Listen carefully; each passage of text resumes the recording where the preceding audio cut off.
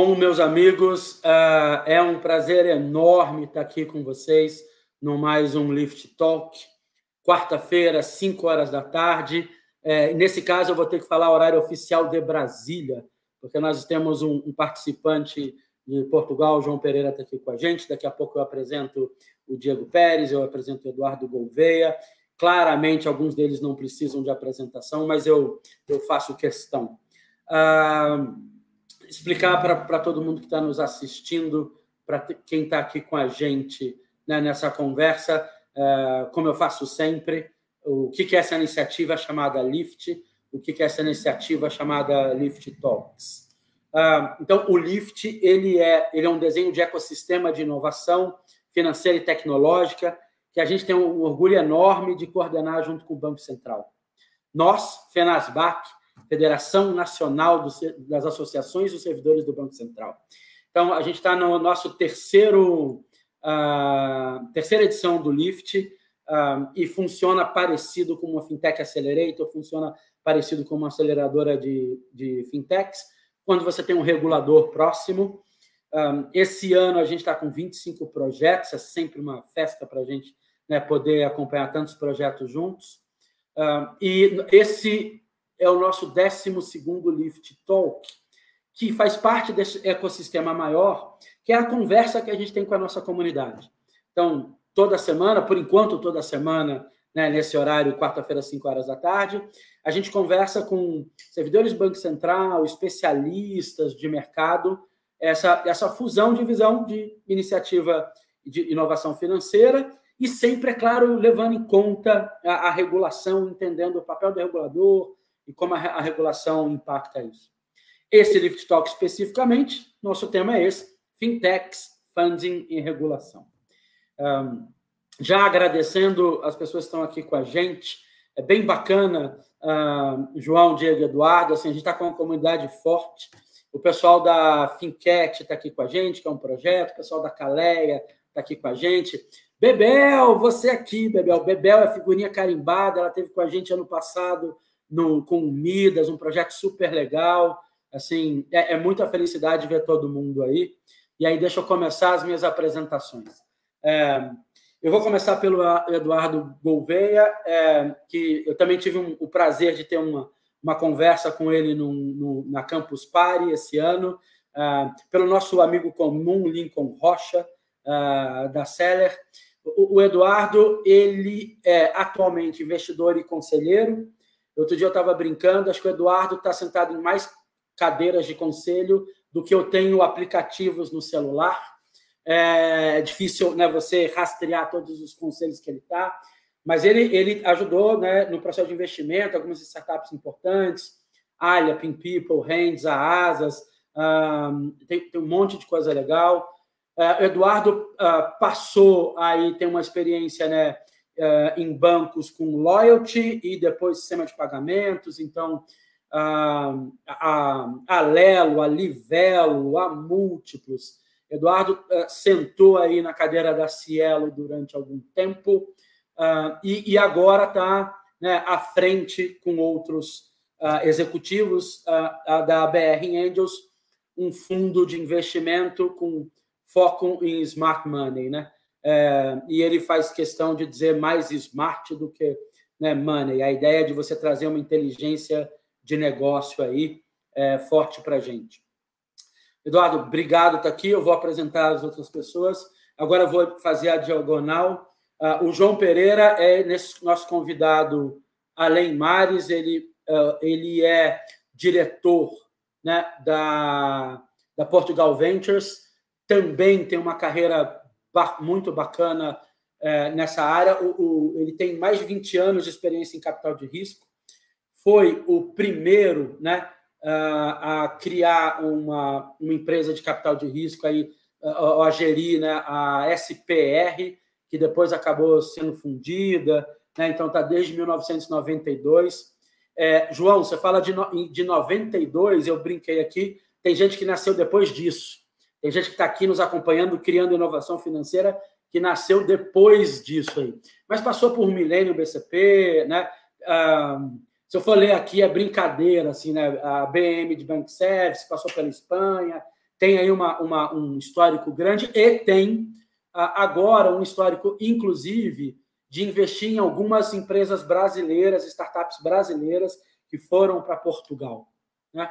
E nosso coleguíssimo Diego Pérez, é um prazer, primeiro, ter um representante da BFintex com a gente estava nesse namoro tentando trazer alguém da BFintex para poder conversar com a gente, e o Diego tem aí também uma super validação. Ele é sócio-fundador da S1000 Investimentos, é uma plataforma de investimento coletiva, né, crowdfunding, além de ser diretor executivo da BFintex, e acompanhar muito de perto a parte legislativa, a parte regulatória, né, as discussões parlamentares. O Diego está sempre acompanhando bastante aí esse processo. Então, prazer enorme estar aqui com vocês. Obrigado pelo convite. Quem já nos acompanha sabe que eu abro com uma pergunta para os três. Antes da gente entrar no tema, eu sempre abro uma pergunta para os três. Como a gente está falando de fintech, de funding e de regulação, eu queria que vocês me respondessem o seguinte: qual foi o maior erro que vocês cometeram na carreira até agora, né, em relação a um dos três? Ou uma aposta numa fintech, ou investimento de forma geral, ou um não entendimento de regulação. Então, aquela coisa, você olha para trás e fala, não, isso aqui eu não deveria ter feito. Por favor, meus amigos, com vocês. Maior equívoco que vocês cometeram aí num dos três temas, ou em fintech, ou em funding, ou em regulação. Se me permite começar o bate-papo aqui, Rodrigo, porque já me veio à mente aqui um monte de coisa, mas a gente escolhe uma só, né? Assim, acho que o maior erro no começo da nossa jornada empreendedora, né, falando de S1000 Investimentos, foi não ter negociado um contrato apropriado com investidores, assim, sabe? Então, assim, era o primeiro momento que eu estava empreendendo. É até contraditório eu falar isso porque eu sou advogado, tá? E é complexo isso, mas assim, quando você começa a empreender e troca de lado da mesa, né? Existem muitos detalhes que se você não está familiarizado, não tem advogado que pega, tá? E muitas vezes você não pensa em situações futuras e quando essas situações futuras acontecem, o contrato não te ajuda muito, tá? Então, o pior erro que eu cometi, assim, na minha história, breve jornada empreendedora, foi não ter muito zelo com algumas cláusulas contratuais no começo. Mas serviu muito de aprendizado e hoje em dia a gente já está bem mais familiarizado com o tema. Deixa eu pegar aqui, Rodrigo. Mais uma vez, obrigado pelo convite, é uma honra estar aqui com vocês, é uma alegria, tá? Na verdade, é um privilégio. Deixa eu pegar um outro tema que é a regulação, já que tem três temas.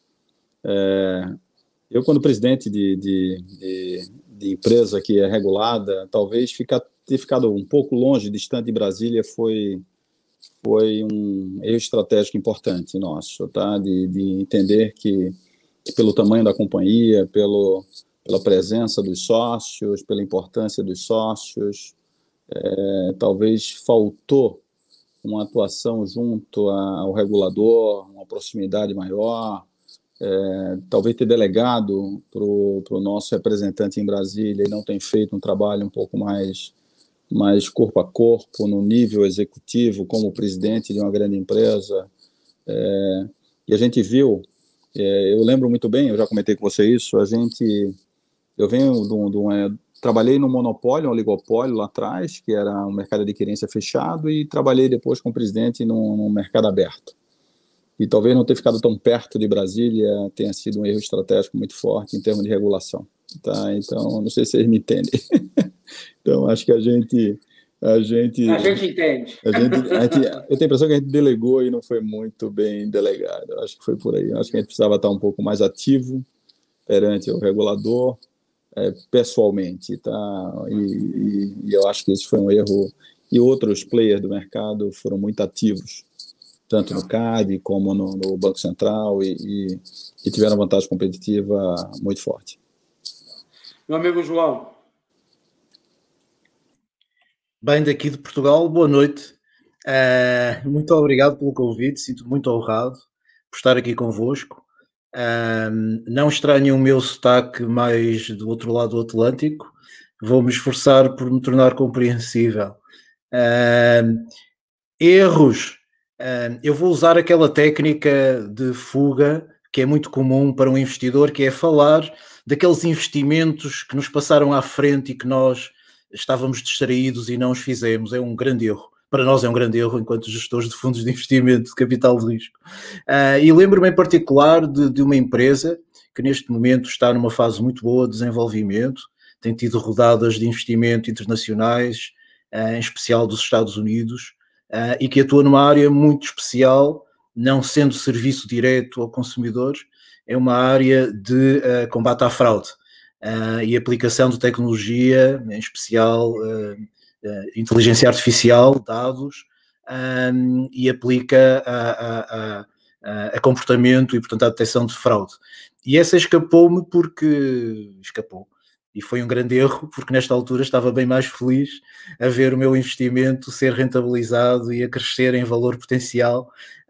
Mas fico muito feliz com os colegas de fundos que o fizeram e que estão de parabéns. Obrigado, João Eduardo e Diego. Diego, eu depois quero saber as cláusulas, ok? Porque cláusula que advogado deixa passar, não é cláusula fácil, depois você conta para a gente. Eu falo no privado. Isso, né? Manda uma relação das cláusulas que foram mais preocupantes para todos nós. Deixa eu fazer um agradecimento mais uma vez às pessoas que estão aqui. O pessoal da Caixem está aqui, Lenita, do Instituto Fenasbach, está aqui. A diretora executiva do Instituto Fenasbach, Lucila Simão, está aqui com a gente. Lucila, bom demais te ver. Bank Hub, BillApp, o Bruno da Plug está aqui. Assim, a gente tem uma comunidade bacana, né, de fintechs e de pessoal interessado em inovação financeira que está nos acompanhando. É sempre bom. Eu vou reforçar que isso aqui é uma conversa e já vou estimular as pessoas que estão nos ouvindo já para mandar perguntas. Vocês já viram o naipe aqui das pessoas que estão aqui, né? Então, a gente tem, né, essa experiência vasta para falar de fintech funding e regulação. Vocês já podem mandando pergunta nos comentários. Daqui a pouco a gente começa a pensar, a gente começa com as nossas, mas a gente vai adorar pegar de vocês. X4Fair, X4Fair está aqui também, maravilha. Deixa eu começar, tá? Eu vou começar de trás para frente, assim, ó. E eu vou querer, e eu juro para vocês, eu vou querer ouvir um pouco da parte de funding de vocês, né? Da tese de investimento, do modelo de investimento. Mas deixa eu começar por regulação. Assim, o quão vocês veem o impacto da regulação hoje definindo o espaço de inovação e definindo o espaço de investimento. O quão ligado a esse processo de regulação está no espaço de inovação para vocês? Como é que é a experiência que vocês têm? Como vocês veem isso? Inovação e investimento sendo impactada por regulação. Posso começar, Rodrigo, do meu lado. E com a visão da União Europeia, uma vez que é o nosso espaço comunitário e também, no caso de Portugal, financeiro, com a moeda euro. É crítico, é muito crítico. A inovação financeira não avançou mais, exatamente porque demorou muito a haver regulação intracomunitária, interpaíses, que permitisse que o serviço viajasse sem mais delongas e sem mais esforços de regulação em cada um dos países. O pesadelo para um investidor de capital de risco, e tornando isto bem pessoal na minha experiência, é nós termos a oportunidade de participar numa onda de inovação como esta e não a podermos fazer porque estamos limitados ou estaríamos limitados em que as startups que recebem o nosso investimento demoram imenso tempo a cumprir regulações nacionais quando pretendem viajar e, portanto, estão limitadas no seu crescimento e na velocidade desse crescimento. Mais ainda, uma vez que demoram ou podem demorar a abordar vários mercados nacionais, isso é um pesadelo do ponto de vista também da possibilidade do investimento financeiro de capital de risco, uma vez que isso limita a agilidade e a velocidade e faz com que mais oportunidades sejam feitas localmente, limitando muito que um investidor, por exemplo, a partir de Portugal, consiga ter sucesso em capital de risco com este tipo de abordagem. E por isso, esse é o grande desafio. E tem sido o grande desafio, e na União Europeia tem sido esse o desafio de homogeneizar com diretivas, que nós chamamos assim, com diretivas, tentar homogeneizar aquilo que são as regulações, sabendo que existe um passaporte que depois pode viajar, e isso sim faz com que seja possível fazer investimento, e fazer investimento com grande potencial. Deixa eu pegar aqui um gancho aqui, Rodrigo. Eu vejo o regulador dando respaldo e segurança jurídica e regras claras para o mercado, tá? Então, eu venho do mercado de adquirência, né, mercado de loyalty, e eu vi claramente o regulador fazendo um trabalho super pró-mercado, tá? E isso a gente viveu na prática, que eu estou nesse mercado desde 2008, 2009, e vi o regulador empurrando várias regras de abertura, de competição um pouco mais saudável, e terminando agora, falando de Open Bank, falando de Pix, falando de numa fragmentação muito forte. Então, eu vim no mercado de 3, 4 competidores, um mercado de mais de 300 em adquirência, com subadquirência no meio, com arranjos diferentes, com modelos diferentes, e esse negócio, pelo regulador, tende a abrir ainda mais. Tá? O fato do Open Bank, o João pode falar um pouco que o mercado europeu já está aberto, né, em alguns países, vai para um mercado nosso de fintech, vai oferecer um leque enorme de empresas menores, de startups, de fintechs, indo lá, coletando informação e oferecendo serviços nichados. Então, eu vivi o modelo monopolista e o regulador colocando algumas regras fortes, esse modelo foi, e quem ganhou foi o mercado cresceu muito, tanto em volume, como em transação, como cultura de uso de plástico, de fintech, de wallet, e eu só vejo uma evolução. Então, quando o regulador entra definindo regras claras, dando segurança jurídica e permitindo que todo mundo consiga se conectar em condições de igualdade, condições competitivas, ele é super salutar. A discussão só é que o João trouxe. As regras, elas, quando são colocadas num sarrafo muito em cima, você começa a dificultar esse processo de inovação e fragmentação do mercado e de competição sadia. Então, essa combinação do equilíbrio entre fomentar inovação, fragmentação, competição sadia, versus uma regulação um pouco mais dura, um pouco mais complexa. Então, esse equilíbrio é fundamental na busca, mas eu vivi na pele uma evolução muito forte do regulador, tanto no mercado de voucher como no mercado de adquirência ou de payments, fazendo um trabalho muito sério e muito importante para fomentar o mercado. Então, o benefício, eu podia dizer a você, era muito bom trabalhar numa empresinha fechadinha, passando Visa com um oligopólio. Digo a você que era ótimo, sendo muito honesto, em termos de preço, rentabilidade, imagem. Mas a empresa era muito pequena. Estou falando aqui de VisaNet, Cielo. Pequena no bom sentido, já era uma empresa muito grande, mas a empresa multiplicou por 10, 20, 30 vezes por conta dessa cultura nova, dessa fragmentação, da nova chegada de novos players do mercado. Então, eu sou pró-regulador quando ele faz a barra e o sarrafo equilibrado, tá? Maravilha. Diego? Eu compartilho bastante com o que o Eduardo falou, né? E eu tenho uma visão, assim, que o Brasil é um país muito legalista, né? Então, assim, as relações contratuais, elas são válidas, né? Mas as duas partes de um contrato sempre buscam uma segurança jurídica plena antes de contratar, né? Isso é uma cultura brasileira, né? Mas eu também acredito que um Estado presente, ele é, eventualmente, em situações pontuais, positivo para trazer equilíbrio, porque nem sempre o mercado consegue cobrir situações e ter uma atuação equilibrada, e as falhas de mercado precisam ser superadas por alguma entidade, que no caso seria o Estado, né? Então, intervenções pontuais para promover competição são muito positivas, né? Então, a gente teve um marco regulatório dos pagamentos em 2013, né? Surgiu dentro de uma medida provisória de iniciativa estatal, que trouxe aí um mercado novo, né, mercado de pagamentos eletrônicos no Brasil, se criou o sistema de pagamentos brasileiros, e antes, assim, acho que existiam pouquíssimas entidades que transacionavam pagamentos no Brasil, todas elas ligadas a grandes conglomerados, e com o marco regulatório surgiram mais de 200, 300 fintechs de pagamento hoje em dia, né? E isso vai se repetir agora com essas novas iniciativas, como foi falado pelo Eduardo, com o Open Banking, pagamentos instantâneos, o Pix, né, onde o regulador ele busca diluir um pouco a concentração bancária, que é muito presente ainda, né, no nosso sistema financeiro brasileiro, né. E eu também tenho experiência pessoal nisso, porque quando eu lancei a SMU, na época a Start Me Up, né, a gente só encurtou o nome, mas a essência é a mesma, a gente não tinha um piso regulatório, não tinha um marco regulatório da atividade, né, então tinha uma incerteza se o que a gente estava fazendo era possível, era permitido, se a gente ia ser barrado depois de 5, 6 meses, a gente batia na porta de investidores, os investidores falavam assim, olha, não vou investir porque eu não sei se o que você está fazendo é possível ou não, né?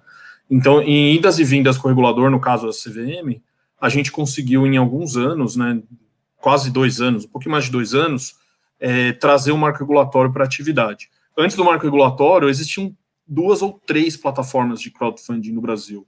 Hoje já tem 30, né? Isso de 2017 para cá. E do marco regulatório, no primeiro ano de existência dele, teve um crescimento de, não foram nem de 2, foi de 3 dígitos. Em alguns casos, quase 4. Porque o número de investidores cresceu, assim, 400%. O volume transacionado, mais de 700%, tá? E isso vem crescendo mais ainda. Então, esses ajustes pontuais do regulador, do Poder Legislativo, do Estado como um todo, eles são necessários e quando feitos de acordo com o mercado, né? Ele não deve se adiantar ao inovador, né? O inovador sempre tem que andar um pouco mais rápido, sempre um pouco à frente, mas ele também não pode ficar muito para trás, tá? Então, essa interação iniciativa privada com o Estado é muito saudável, porque o governo ele constrói um alicerce, um piso, digamos assim, né? Um piso jurídico firme para que o mercado estabeleça os alicerces e aí as coisas começam a acontecer de uma maneira pró-competição e pró-usuário final, que no final do dia é quem ganha. Que bacana. Eu vou aproveitar para falar um pouco do nosso regulador, nesse caso o Banco Central e iniciativa do LIFT, já agradecendo as 50 pessoas que estão aqui com a gente né, já está conversando com um grupo bacana, mas assim, a gente tem essa iniciativa, né, o Banco Central tem a iniciativa de trazer, né, para perto o inovador, e não é só fintech, a gente, de vez em quando até eu falo só de fintech, mas não é, toda inovação tecnológica, né, proposta por bancos tradicionais, digitais, instituições de pagamento, nesse arranjo de você entender a inovação desde cedo, né, o regulador se preparar para ela, entender o que é benéfico ou não para a sociedade. Eu acho, Eduardo, falar desse seu sarrafo, né, acertar a altura do sarrafo mesmo. E o LIFT faz parte desse desenho, né? O LIFT faz parte desse desenho. E o Banco Central brasileiro está soltando agora o sandbox, né, do Banco Central, a CVM está com o sandbox ela também no forno para sair. A gente estava, inclusive, hoje conversando com eles. Um abraço, pessoal da CVM. Assim. João, a gente conversou rapidamente, né, acho que uns 2 dias atrás. Assim, eu queria tentar te ouvir. Assim, como é que é o Banco Português, né, que é o Banco Central português, daí? Como é que você vê, né, o Banco de Portugal e como é que você vê o Banco Central Europeu ajudando, estimulando e criando esse espaço aí de inovação financeira? Bem, Rodrigo, como o Diego e o Eduardo colocaram e bem, a questão da regulação é nitidamente uma questão jurídica e de como a sociedade vê e assume o risco. E isso significa que em regimes jurídicos como são os nossos, nós autorizamos e depois sabemos que uma determinada atividade é possível de fazer. E nós sentimos isso mesmo. Do ponto de vista do Banco de Portugal, deixa-me abrir um bocadinho, Rodrigo, aqui, porque nós temos em Portugal existem 3 reguladores nesta área. Existe o Banco de Portugal para a atividade bancária e de serviços bancários, existe a CVM para as atividades financeiras e de investimento e depois existe a Autoridade de Supervisão dos Seguros. E por isso, quem se meter nesta avenida, né, tinha que viajar, pelo menos visitando 3 portas. E foi feito um esforço muito grande. Durante muitos anos, se falássemos há 5 anos, eu te diria que todos nós comentávamos que era um pesadelo, que as coisas eram difíceis, que os reguladores não estavam aí, nem estavam a perceber o que é que estava a acontecer, tinham muitas reservas em como fazer, mas a realidade de hoje é completamente diferente. O ano passado arrancou, por exemplo, um FinLab também, depois do FinLab europeu, transnacional, arrancou também um FinLab em Portugal e que engloba as 3 supervisoras, o que é também uma grande inovação, elas trabalharem em conjunto e em especial para esta área.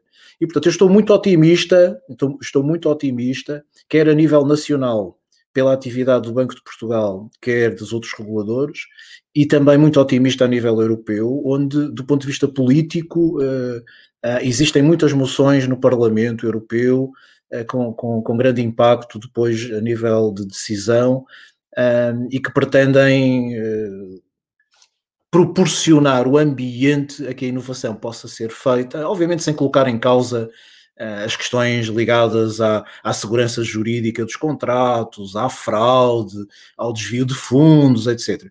Mas tem que haver o mínimo, mas fraudes sempre houveram, não é? Portanto, nós não estamos a inventar nada, fraudes sempre existiram, contratos mal feitos e com letras miudinhas também, muito pequenininhas, também sempre existiram, por isso, nada disto é novo.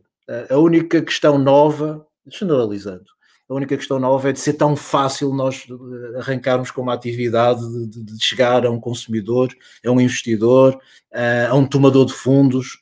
É muito fácil, a tecnologia permite isso, como todos nós aqui sabemos, é muito instantânea, é muito fácil, e o ambiente regulatório, se não acompanhar, obviamente prejudica imenso aqueles que querem fazer coisas novas. Mas o meu sentimento hoje relativamente aos reguladores, e em especial aqueles que tu nomeaste, Rodrigo, é muito positivo, muito positivo. Estão muito despertos, muito colaborantes, muito ativos, chamam as startups às suas atividades, querem aprender também eles muito e rapidamente. Maravilha. Eu vou aproveitar esse momento nosso para lembrar quem está nos assistindo 2 coisas que para a gente é muito importante. Assina o canal, clica no sininho, sabe assim? Essas conversas a gente tem tido todas as semanas, a gente está beirando os 1000 assinantes, a gente nunca imaginou na vida que poderia ter 1000 pessoas interessadas nessa conversa, a gente já está chegando bem perto disso, então se você está nos ouvindo ainda não assinou o canal da Fenasbac, assina, clica no sino para receber as notificações quando a gente estiver conversando. Aproveito para mandar 2 abraços, um que eu sempre esqueço, para a Daniele Teixeira, da área de inovação, a nossa designer de inovação está junto com a gente. A Lívia, Bruno, que arruma tudo isso aqui para a gente. Todo mundo conhece a Lívia, né? Aqui. E o Marcelo Vital, da Asas, mandou abraço, tá? Estou achando que tem gente querendo aqui mandar um abraço especial para o Eduardo. Eduardo, eu vou aproveitar... Eu tô devendo para ele, Rodrigo, é por isso que ele está mandando aqui uma lembrança. Faz um Pix e paga, isso aí é instantâneo. Eu tô devendo alguns contatos para ele aqui em São Paulo, ele está me cobrando aqui elegantemente. Mas deixa eu endereçar essa pergunta para você, que não é dele, assim. O Antônio Correia, eu vou até publicar ela aqui, e depois a gente faz variações. O Antônio Correia está dizendo assim, ó, a gente está acompanhando aportes vultuosos às fintechs, professores ou grandes empresas nacionais e internacionais. Você acha que esse apetite se mantém? Qual é a visão de vocês em relação ao apetite para a fintech no mercado de investimento? Eduardo, abre, e aí João e Diego podem complementar. Legal, super boa pergunta, Antônio. Eu acho que vai se manter. Esse mercado, como o Diego falou, ele é um mercado concentrado ainda em poucos grandes bancos aqui no Brasil. O serviço financeiro está muito concentrado. Você vê o sucesso da XP descentralizando o conceito de investimento. Eu acho que com todo esse padrão de regulação, com esse pacote que o Banco Central está trazendo, com a modernização desse processo de pagamentos, com a profusão de wallets, eu tenho a impressão que vai surgir muita oportunidade ainda e os VCs e os investidores vão procurar apoiar esse movimento. Tá? Eu sou investidor em 2 empresas de pagamentos, e como anjo, e é impressionante como está tendo um flow, está tendo fluxo, e todo dia eu recebo um deal flow aqui, batendo, perguntando se eu não quero investir numa oportunidade, principalmente em payments. Então, eu acho que vai ter uma depuração, tá, Rodrigo? Sem dúvida nenhuma, acho que essas coisas vão se depurando, mas o conceito do funding que suporta esse crescimento e aproveitando esse momento que o regulador está fomentando com essa fragmentação, eu acho que vai ter um marco muito importante, na minha opinião, que é o conceito do Open Bank. Eu vou falar de novo aqui, tá? Porque lembra que 95%, um pouco mais de 90% da atividade bancária está concentrada em 5 grandes bancos no Brasil.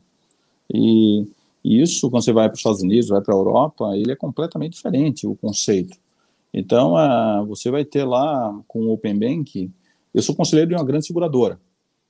Isso muda a relação da gente com o cliente final, porque os dados de uma apólice seguro eles vão ser publicados, se o cliente quiser. Então, muda o conceito de acesso, e aí, consequentemente, você vai ver uma série de empresas surgindo. Por exemplo, a Asas, do Marcelo, que mandou um abraço agora. Eu sou investidor lá. Então, é uma empresa que faz emissão, gestão, controle de cobrança e monta um CRM super afinado de cobrança para pequenas e médias empresas. Tá?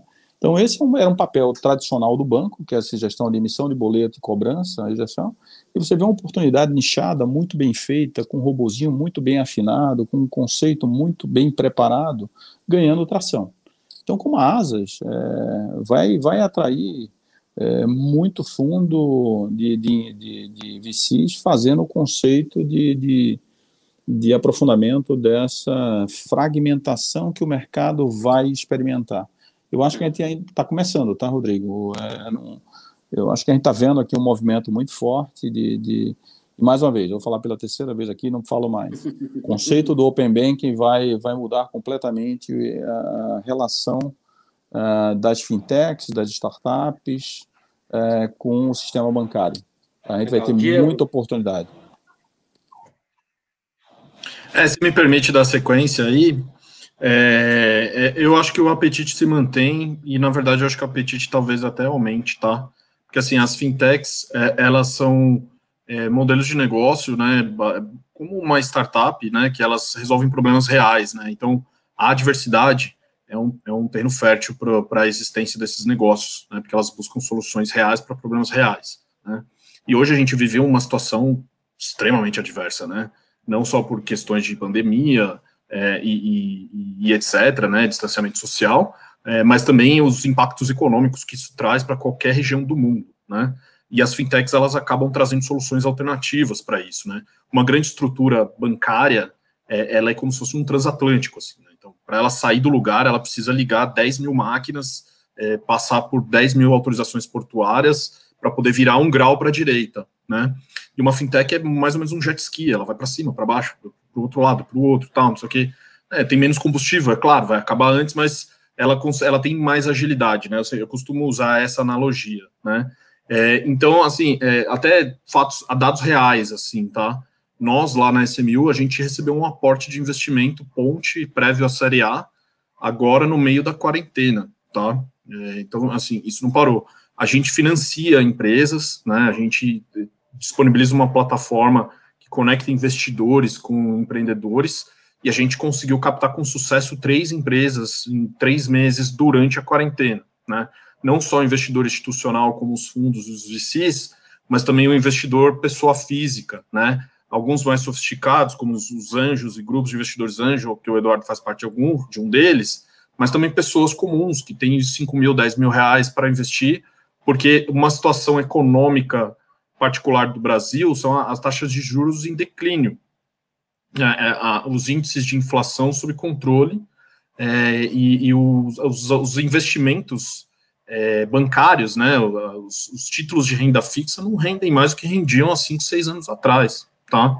Essas pessoas querem manter performance, e se manter o dinheiro parado no banco, não vai enxergar nada, né? Então elas começam a estudar medidas alternativas, ativos alternativos de investimento, e as fintechs, elas servem para isso, não só para entregar esses ativos, mas também para elas receberem esse investimento, tá? Então, indo direto na resposta, eu diria que o apetite vai até aumentar nos próximos meses. João, como é que é o cenário por aí? Como é que os investidores têm visto as fintechs aí na Europa? Qual o impacto do Open Banking? Porque vocês também estão passando por um processo de Open Banking nisso, mas mais apurado, pergunta ao nosso amigo Antônio, o apetite para a fintech se mantém? Muito diretamente, sim. O apetite para investir nesta onda de inovação que está a atravessar e que vai continuar a atravessar tudo que tem movimento com o nosso dinheiro, quer seja pessoal, quer seja do negócio, vai continuar.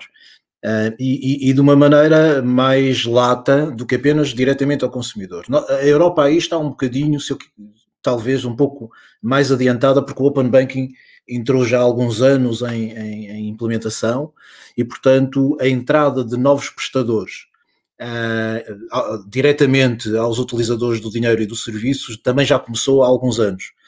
E, portanto, esta primeira onda de serviço financeiro, de atividade bancária, etc., foi uma primeira onda que cresceu imenso, porque do ponto de vista até de investimento de capital de risco, recebeu centenas de milhões de euros nos últimos anos, e que vai continuar. Já está aí numa fase mais madura, ok? Aqui na Europa, assim como nos Estados Unidos, como já foi referido pelo Eduardo, está numa fase um pouco mais madura. E por isso as startups que estão nessa área, apesar de haver ainda possibilidade de fazer coisas novas, as startups dessa área são startups já com alguma maturidade, ok? Já com alguma maturidade. E isto tem a ver exatamente com o conceito do Open Banking que já foi referido, porque os dados dos clientes obrigatoriamente têm que ser disponibilizados, se o cliente der autorização, como é óbvio, têm que ser disponibilizados a terceiros.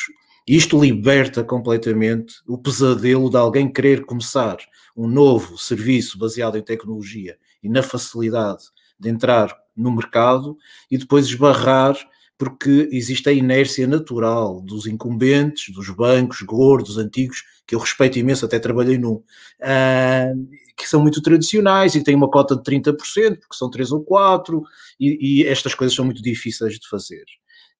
Apesar de serem eles próprios, eu reconheço porque passei por ele, são bancos muito abertos a criar conceitos novos, etc. Mas do ponto de vista de inovação, como ela foi transmitida e foi possível de aplicar, não estavam aí, não estavam nitidamente aí. E como incumbentes, obviamente, concorrência não gostam. Parece-me claro. E o Open Banking trouxe isto.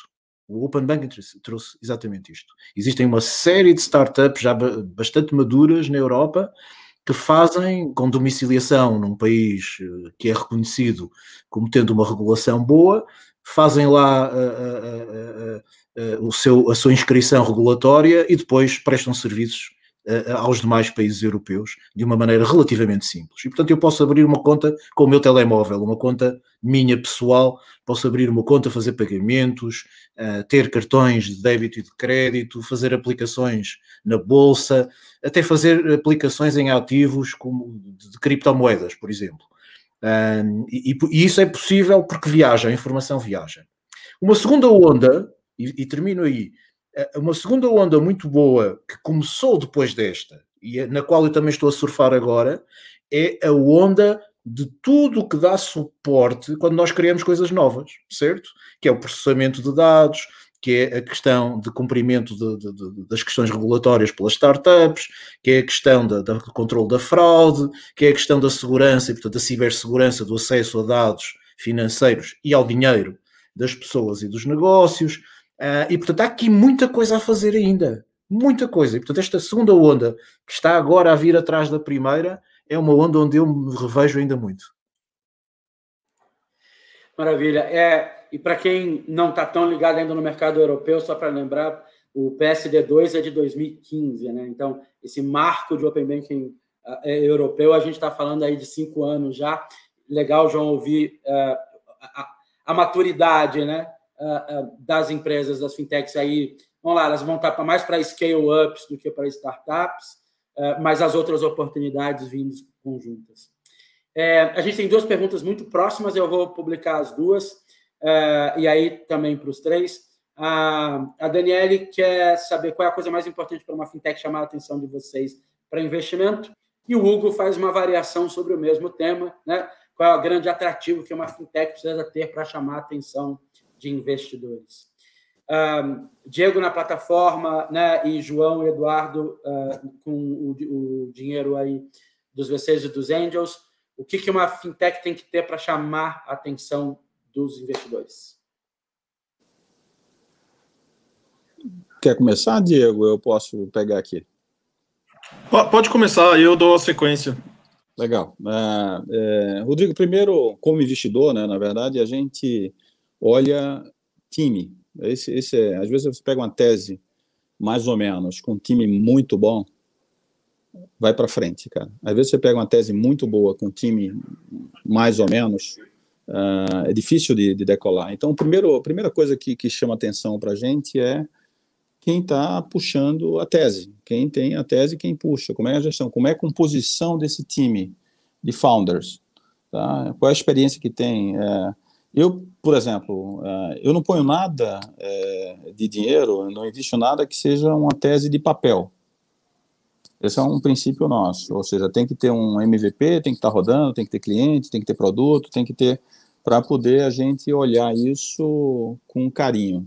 Então, primeiro time que já está rodando, ter cliente, ter um problema complexo a ser resolvido de forma simples, ser indispensável, tá? Olhar aquele negócio, realmente isso é um negócio aqui que é indispensável para resolver um problema, que é um problema complexo, talvez um problema difícil de uma forma muito mais simples. Então, é uma combinação dessa, é uma combinação de tese, tá rodando, ter cliente e resolver um problema complexo de forma simples e, conceitualmente, se puder ser indispensável, aí é o nirvana, tá? Então, a gente põe o dinheiro sem nem olhar, tá? Então, é um pouco disso, essa composição de fatores que a gente tem olhado de uma forma um pouco mais ampla. Diego, traz ajuda na tua camada, você que também é um especialista, e você está falando, inclusive, pela AB Fintechs, quer dizer, em relação, ainda mais específico à Fintech, o que precisa? Tá bom. Assim, tem que levar muito em consideração também o estágio do negócio, né, em que momento que ele se encontra, né. Então, por exemplo, o time, ele é muito, muito importante nos primeiros momentos, tá? Por quê? Porque é um momento de incerteza, é um momento que você não sabe efetivamente se aquele negócio vai ser validado e aceito pelo mercado ou se vai solucionar aquele problema de uma maneira efetiva, né? E os gestores, né, o time que tem que ter uma capacidade de enxergar isso acontecendo, tem que ter uma visão crítica, tem que ter desapego também, porque ele acha que é a grande ideia, mas não foi para frente, precisa mudar a direção, e também tem que saber para que direção mudar, né? Então, assim, é uma pessoa que tem que estar muito bem capacitada para isso, né? Mas lá dentro da SM Investimentos, a gente também tem um time de análise, e a gente sempre levanta informações de mercado, e recentemente a gente levantou um estudo do CB Insights, que é uma consultoria muito famosa, né, para Venture Capital, né, eles levantam muitos dados, né, de inovação e tecnologia, e eles mostraram aqui, tô até uma cola na tela aqui, fala assim, 42% das startups que falharam, o principal motivo foi porque o produto ou serviço dela não tinha necessidade de mercado, o mercado não queria aquele produto ou serviço, né. Então, assim, é muito importante ter um produto muito bem construído, muito bem validado, né? Usuários consumindo, usuários pagando, né? Aquilo que resolve efetivamente um problema. E assim, levando para o lado das fintechs, né?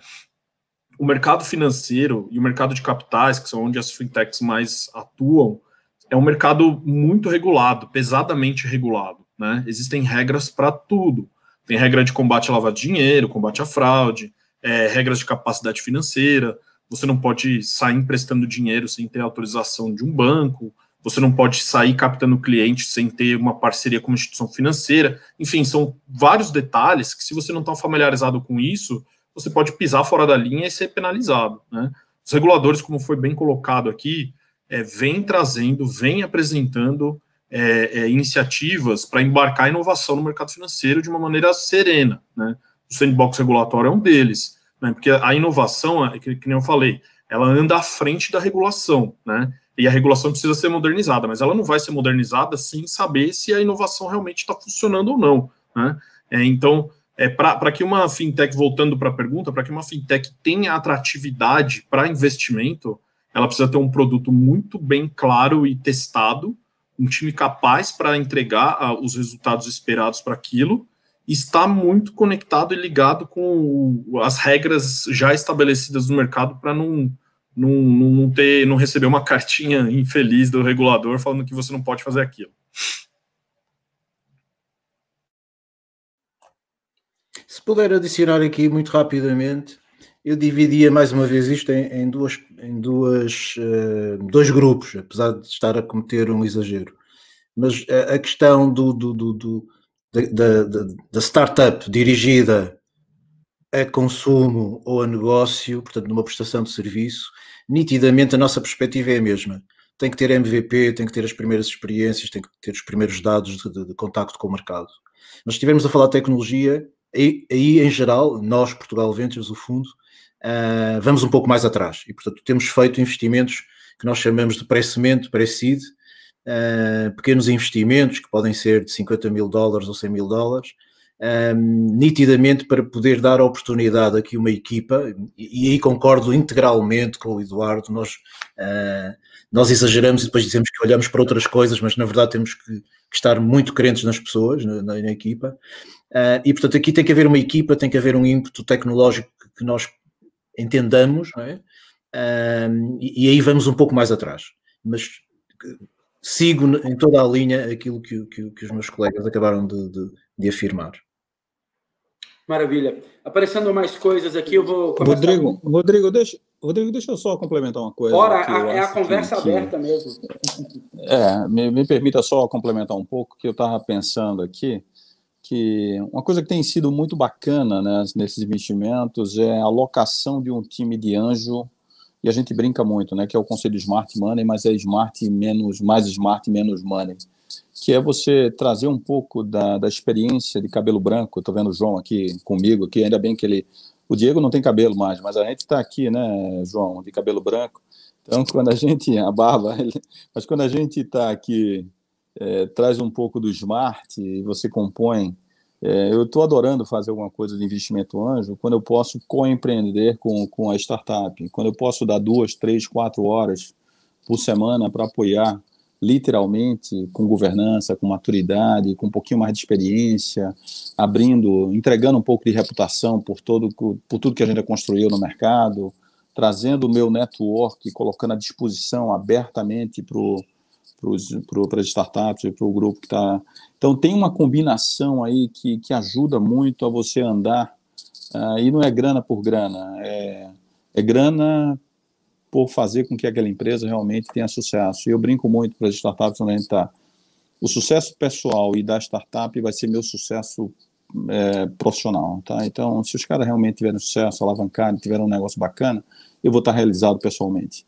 Então, tem uma troca aí do anjo, do investidor, aportando conhecimento, reputação e sendo generoso com essa turma para fazer com que esse negócio realmente decole. Então, essa tem uma lógica aí do Smart Money, num conceito muito pesado do Smart. Tá? É só um ponto que eu acho que era importante.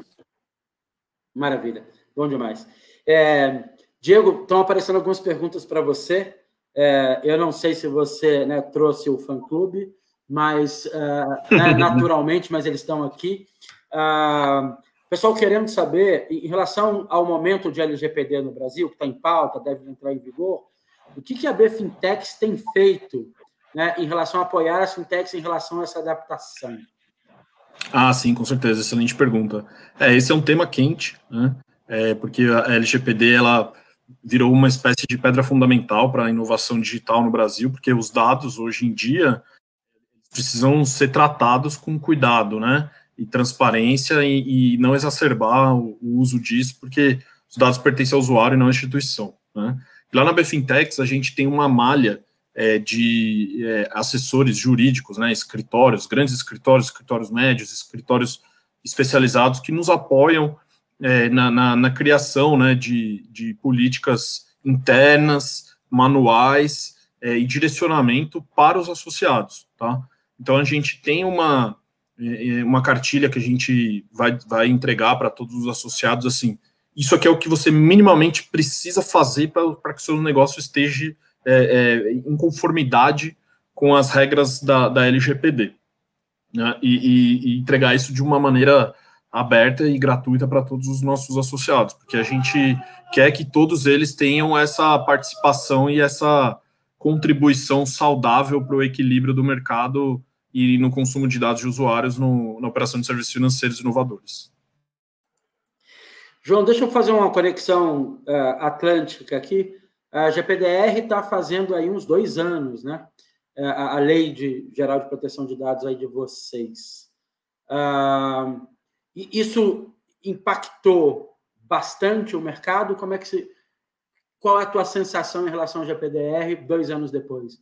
E se tem lições aprendidas daí? Bem, isso ó, João, era bem na hora que eu estava te chamando, João.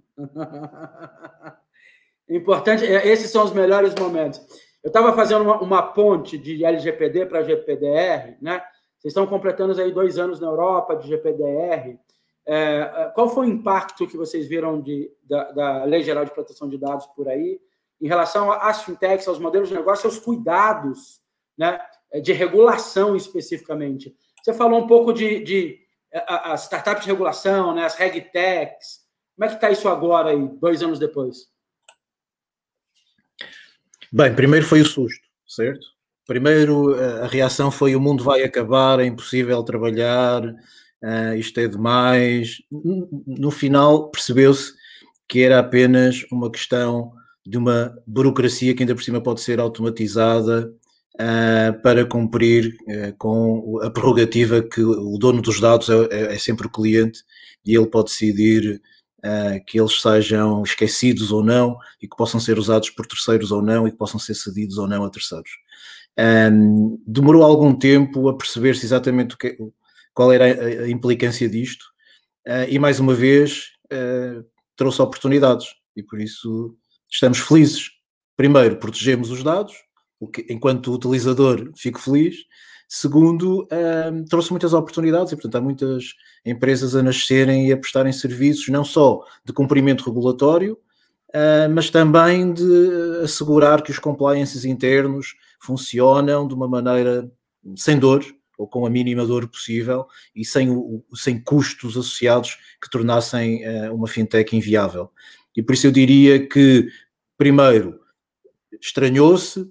Segundo, entranhou-se, porque manifestamente faz parte do cotidiano e já ninguém reclama, todos nós já assumimos que é mesmo assim, e que até faz sentido e que até nos protege. Eu adorei, primeiro estranhou-se, depois entranhou-se. Maravilha. Eduardo, você disse que não ia falar mais de Open Banking, mas, meu amigo, Lei Geral de Proteção de Dados e Open Banking é lado a lado, né?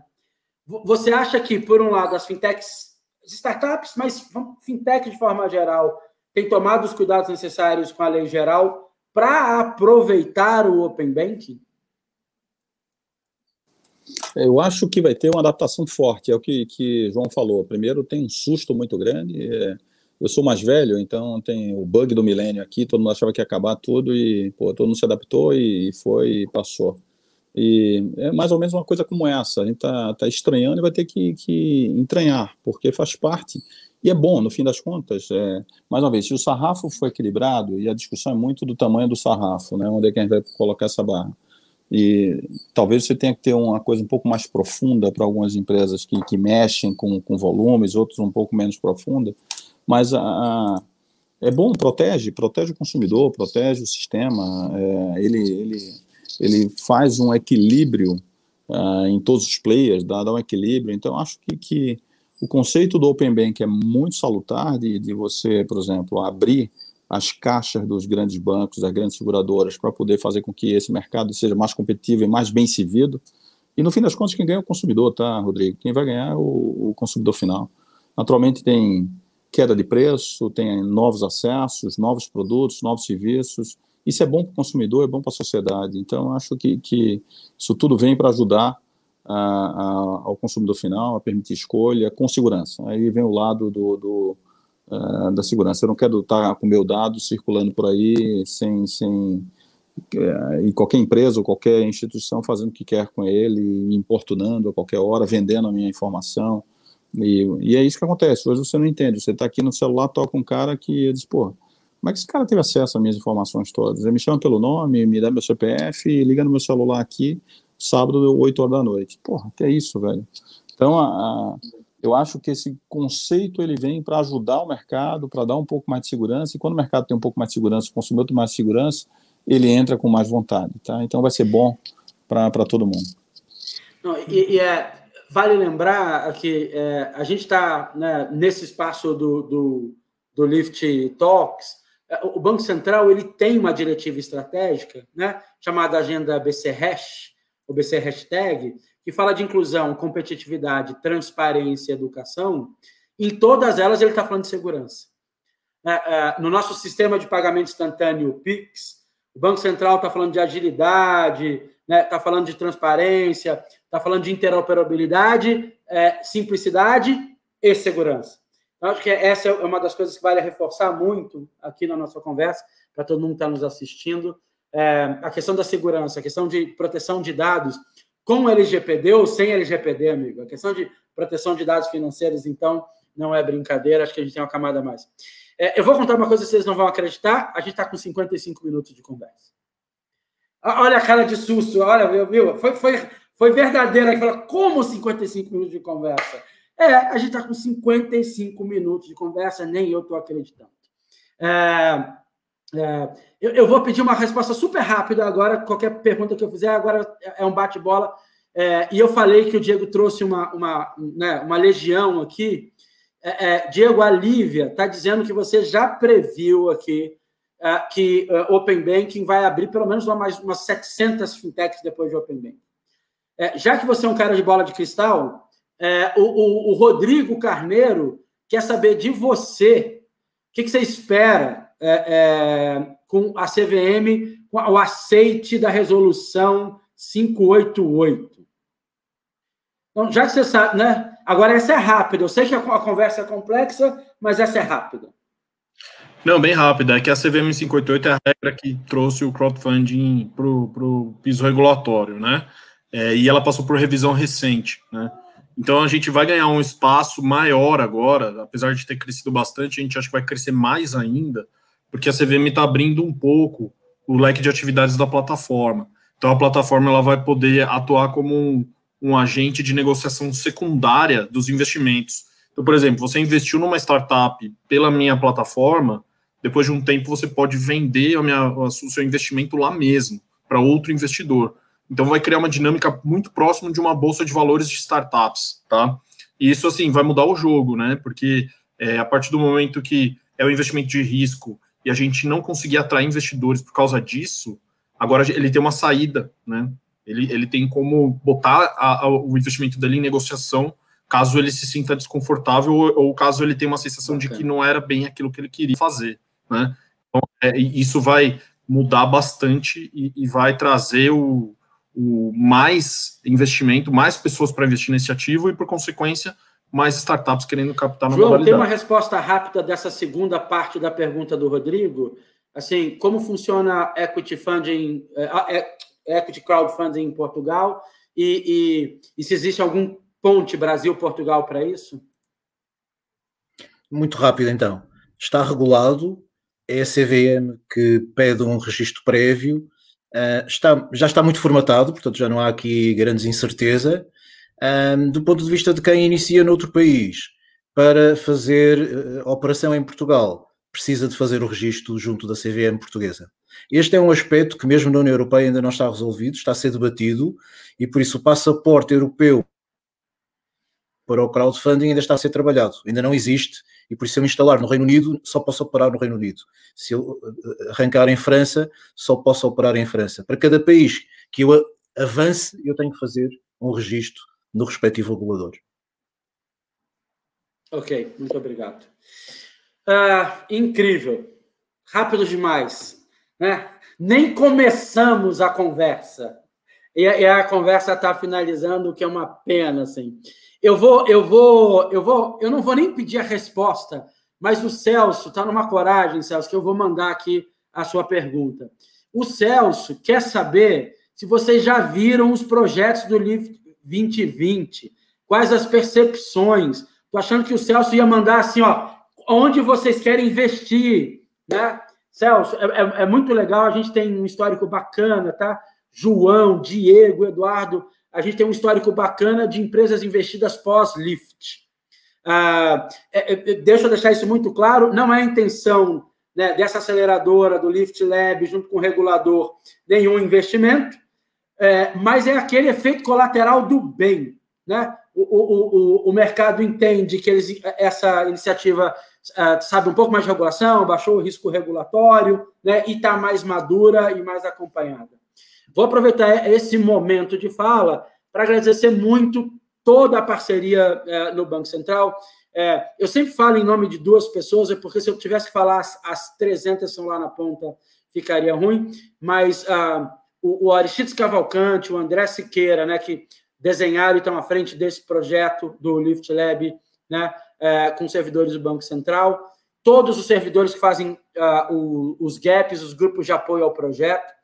Esse é um trabalho voluntário, eu não sei se o João sabe disso, ou se vocês, Eduardo, Diego, esse é um trabalho voluntário dos servidores do Banco Central, eles acompanham os projetos de forma voluntária, é super bacana o desenho que a gente tem aqui no Brasil. Eu queria ter mais 1 hora de conversa, não foi dessa vez. Eu vou deixar, então, primeiro, muito obrigado pela presença de vocês, pelo tempo investido. E agora eu vou fazer aqui a minha ordem, para mim, quando eu estou olhando aqui. Vou pedir, João, suas palavras finais, depois Diego, depois Eduardo. Agradecer o convite, agradecer a vossa presença. Estive atento aos comentários, às perguntas. Foi fantástico, gostei imenso de estar convosco. Vamos fazer com que esta ponte até Portugal e depois, a partir de Portugal, pela Europa, seja uma ponte de muito interesse. E por isso, sintam-se à vontade em qualquer contacto que necessitem em Portugal, que eu possa ser de utilidade. Por favor. E mais uma vez, um abraço a todos. Obrigado. Bom, agradeço a participação. Só um breve comentário sobre o programa Lift mesmo. A gente acompanha desde a primeira edição. Muitas fintechs associadas nossas participaram. Tem fintechs lá que receberam investimento internacional depois do Lift, Venture Capital de fora do país. Então, é um programa assim, excelente, que bota à prova ali as empresas, né, que desenvolvendo iniciativas com acompanhamento de especialistas do próprio Banco Central, né? É uma espécie de sandbox aberto, digamos assim, né? Então, é positivo e parabenizo aí sempre a iniciativa do Banco Central, a Finasbac também, por estar envolvida por isso. E, assim, convido a todos a conhecer a BFintex, né? Convido a todos também a conhecer a SMU Investimentos, para que vocês possam também entender um pouco da dinâmica do funding para nascentes, incluindo as fintechs. Muito obrigado. Valeu, Rodrigo. Foi um prazer, uma alegria estar aqui com você. Parabéns pelo trabalho na Finasbac e no Lift, enfim. E para mim é uma honra estar aqui com o Diego e com o João, conversando um pouco sobre fintechs, funding, regulação, enfim. Para mim foi uma alegria e um privilégio. Obrigado pelo convite e até a próxima, tá? Que bom. Eu sempre aviso que eu seguro vocês mais 2 minutos, porque eu sempre tenho perguntas rápidas e pessoais, às vezes um pouquinho mais de 2, mas não passa de 5. Eu ontem acabei uma conversa sobre inovação e regulação com um slide em inglês, mas eu vou mandar aqui porque eu gostei. É o seguinte, ó, regulation rocks. Assim, ó, né, entende regulação, vai atrás de regulação. Regulação é definidora nesse processo de funding, é definidora no processo de fintech, é definidora no processo de inovação. A época da inovação sem regulação passou. Eu fiz uma brincadeira um dia com o Eduardo, isso é ombreira e pochete. Não volta mais, amigo. Você usou, não usou, não tem. Então, ó, eu vou segurar vocês 2 minutos, eu estou encerrando agora. Grande abraço.